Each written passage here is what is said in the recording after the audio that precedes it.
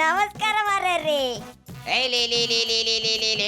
ನಮಸ್ಕಾರ ಕೇಳೆ ಬೆಂಗಳೂರು ಮರಳನಾಥ, ಏನ್ಲ ಸಮಾಚಾರ? ಓಯ್ ಗುಂಜಪ್ಪಣ್ಣ, ಇದೆಂತದ ಮಾರ್ಯಾರ್ರಿ? ಒಂದು ಕಡೆ ಮಳೆ ಬರ್ತಾ ಉಂಟು, ಇನ್ನೊಂದು ಕಡೆ ಜನಗಳು ಚಿಕ್ಕದೊಂದು ಸೂರು ಇಲ್ಲದೆ ಮರಗಳನ್ನೇ ಸೂರನಾಗಿಸಿಕೊಂಡು ನಿಂತಿದ್ದಾರೆ. ಮಳೆಯಲ್ಲೇ ಊಟ ಮಾಡುತ್ತಿದ್ದಾರೆ, ಮಳೆಯಲ್ಲೇ ಮಲಗುತ್ತಿದ್ದಾರೆ. ಇದೆಂತದ ಗುಂಜಪ್ಪಣ್ಣ? ಇವರೆಲ್ಲ ಯಾರು ಮಾರ್ಯಾರ್ರಿ? ನೋಡ್ಲೆ ಮರಳನಾಥ, ಇವರೆಲ್ಲ ಗಿರಿಜನರು ಕಳ್ಳ. ಇವರು ಯಾವ ಪ್ರದೇಶದ ಗಿರಿಜನರು, ಇವ್ರಿಗೆ ಪರಿಸ್ಥಿತಿ ಯಾಕೆ ಬಂದಿದೆ ಅನ್ನೋದನ್ನ ಈ ಮಡಿಕೇರಿಯ DC ಸಾಹೇಬ್ರು ಹೇಳ್ತಾರೆ. ಕೇಳಿಸ್ಕೊಳಪ್ಪ. DC ಸಾಹೇಬ್ರೇ, ಹೇಳಿ ಸರ್. ದಿಟ್ಟಳ್ಳಿ ಎನ್ನುವ ಸ್ಥಳದಲ್ಲಿ ಮೀಸಲು ಅರಣ್ಯ ಪ್ರದೇಶದಲ್ಲಿ ಸುಮಾರು ಕಳೆದ 3-4 ತಿಂಗಳಿಂದ ಕೆಲವರು ಗಿರಿಜನರು ಕುಟುಂಬ ಸಮೇತ ವಾಸವಾಗಿದ್ದು ಟೆಂಟ್ಗಳನ್ನು ಹಾಕಿ ವಾಸ ಮಾಡ್ತಿದ್ರು.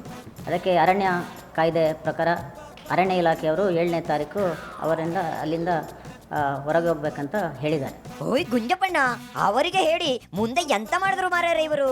ಮುಂದೆ ಏನೇನಾಯ್ತು ಅಂತ ನಿಮ್ಮ DC ಸಾಹೇಬ್ರ ಹೇಳ್ತಾರೆ, ಕೇಳಪ್ಪ.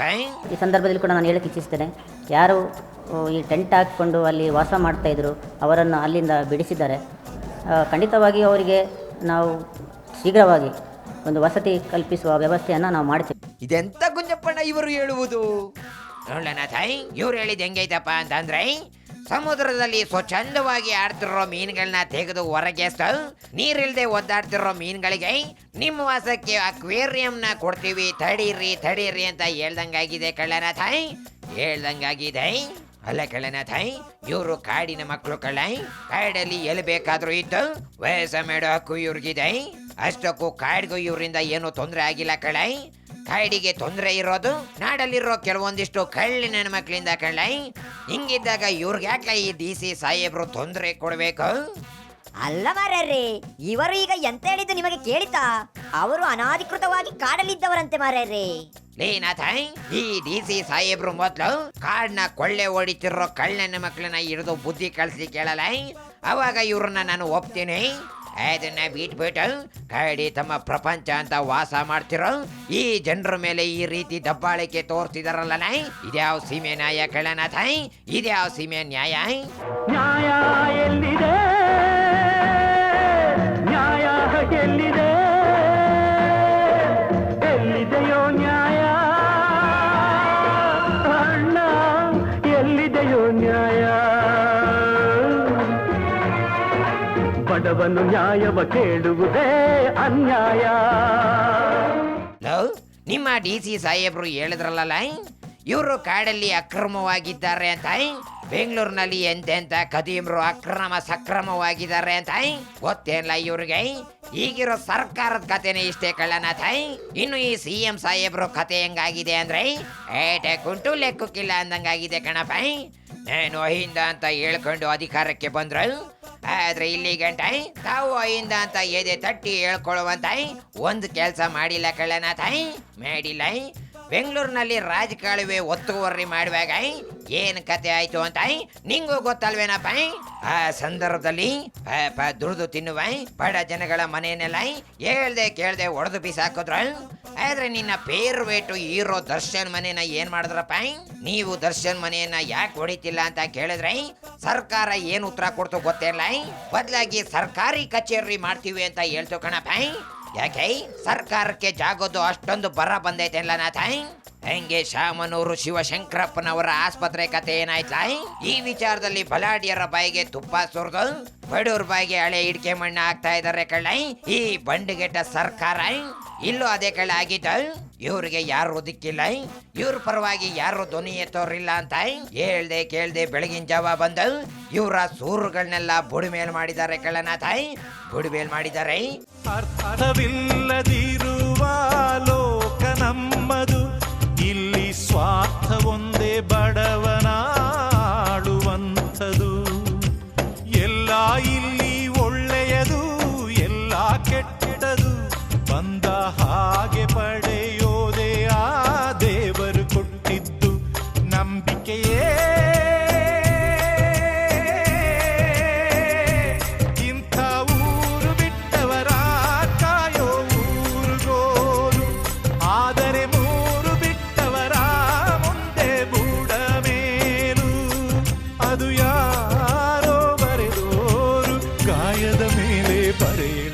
ಒಂದ್ ವೇಳೆ ಇದೇ ಜಾಗದಲ್ಲಿ ಚಾಲೆಂಜಿಂಗ್ ಸ್ಟಾರ್ ದರ್ಶನ್ದು ಫಾರ್ಮ್ ಹೌಸ್ ಅಥವಾ ದೊಡ್ಡದೊಂದು ಅರಮನೆ ಇದ್ದಿದ್ರೆ ನಿಮ್ಮ DC ಸಾಹೇಬ್ರು ಇದೇ ಕೆಲಸ ಮಾಡ್ತಿದ್ರಲ್ಲ ನಾಥಾಯ್, ಮಾಡ್ತಿದ್ರಲ್ಲ. ಅಲ್ಲ ಕೇಳ ನಾಥಾಯ್, ಏನ್ ಹೇಳಿದ್ರಪ್ಪ ಇವರು? ಅಕ್ರಮವಾಗಿ 3 ತಿಂಗಳಿನಿಂದ ಬಂದಿದ್ದಾರೆ, ಅದಕ್ಕೆ ಒಕ್ಲೆಬ್ಬಿಸ್ತಿದೀವಿ ಅಂತ ಅಲ್ವೇನಪ್ಪ? ಹಾಗಿದ್ರೆ ಮೊದ್ಲು ಇವ್ರನ್ನ ಇಲ್ಲಿಗೆ ಬಿಟ್ಟಿದ್ಯಾರು? ಹೋಗ್ಲಿ, ಇವರು ನೆಲೆಸಬಾರ್ದ ಜಾಗದಲ್ಲೇ ನೆಲೆಸಿದ್ದಾರೆ ಅಂತಾನೆ ಇಟ್ಕೊಳ್ಳೋಣ. ಆದ್ರೆ ಸ್ವಲ್ಪನಾದ್ರೂ ಮನುಷ್ಯತ್ವ ಬೇಕಲ್ವೇನಪ್ಪ?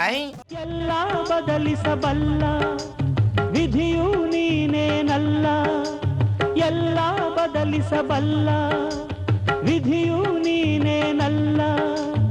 ಇದ್ದಂತೆ ಜಗವಿಹುದು ನೀನು ಬದಲಾದೆ, ಏನೋ ಮಾಡಲು ಹೋಗಿ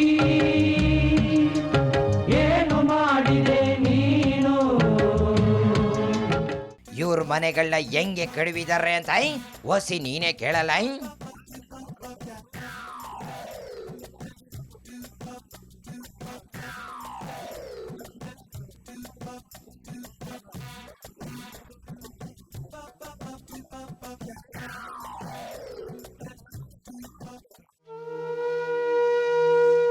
ಕೇಳ್ದೇಲ್ಲ, ಚಿಕ್ಕ ಪುಟ್ಟ ಮಕ್ಕಳನ್ನ ಹಿಡ್ಕೊಂಡು ಕಾಡಲ್ಲಿ ಜೀವನ ಸಾಕ್ತಿರೋ ಜನರು ಇವರು.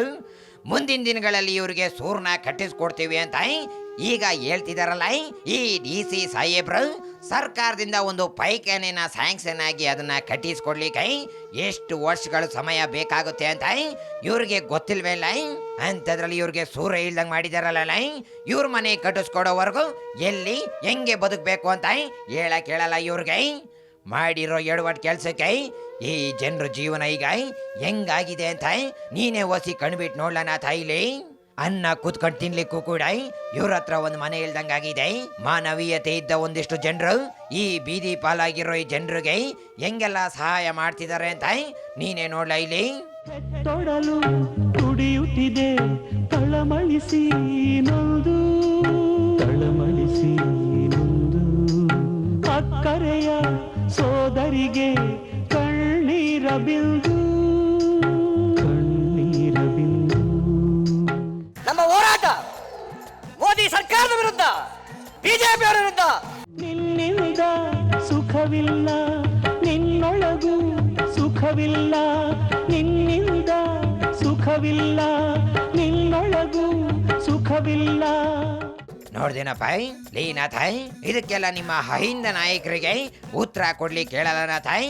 ಅದೇನು ಉತ್ತರ ಕೊಡ್ತಾರ ನಾನು ನೋಡೇ ಬಿಡ್ತೀನಿ ಕಳ್ಳನಾಥಾಯ್, ನೋಡೇ ಬಿಡ್ತೀನಿ. ಓಯ್ ಗುಂಜಪ್ಪನವರೇ, ಈ ಎಲ್ಲಾ ಪ್ರಶ್ನೆಗಳಿಗೂ CM ಸಾಹೇಬ್ರು ಉತ್ತರವನ್ನು ಕೊಡುತ್ತಾರಾ? ಲೀನಾಥಾಯ್, ನೀನು ಉಲ್ಟಾ ನಿದ್ರು ಕೂಡ ಅವ್ರು ಉತ್ತರ ಕೊಡಕ್ಕಿಲ್ಲ ಕಳ್ಳನಾಥಾಯ್, ಕೊಡಕ್ಕಿಲ್ಲ. ಸಮಯ ಬಂದಾಗ ನಾವೇ ಉತ್ತರ ಕಳಿಸಿದ್ರಾಯ್ತು. ನಡಿಲ ಹೋಗೋಣ. ಶಿವನೇ ಶಂಭುಲಿಂಗ.